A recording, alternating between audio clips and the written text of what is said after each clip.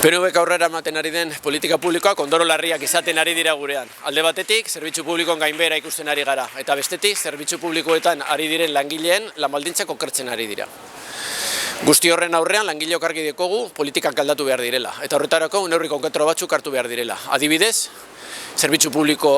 kalitatezko zerbitzu publikoa bermatzearena, privatizazioarekin amaitzearena, behin-behineko tasa jaistearena, edo erosalmena bermatzearena.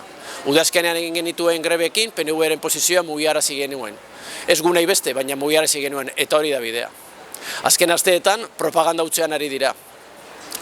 Osakidetzatzako inbertsioak iragarri dituzte, dakitenean inbertsio horiek ez ditutela aurre egingo osakidetza duen arreta arazoari. Pasadan astean, enplegu publikoa koordinatzeko gunea ditu zuten, eta sindikatuen prentsa bitartez enteratu ginen. Enplegu publikoaren inguruko erabakiak hartzen ari dira, eta langileen lepora egiten ari dira. Hau PNV-ren propaganda hutsa da. Hirugarren greba eguna deituta, eta oraindik ez da gehituzte, ez da deitu. Hori guztiagatik, mobilizatzen jarritu behar dugu. Politikak aldatzeko, mobilizatzen, politikak aldatzeko, borrokatzen. Horretarako, gaurko mobilizazioa deitu ditugu, eta datorren asterako greba deialdia egin dugu. Eta konkretuki zer nahi dugu. Enplegu publiko indartsu batzuk, lan baldintzak berton erabakiak izatearena inongo inposaketarik gabe, eta hori guztia lortzeko gure agintarien borondatea aldatzea.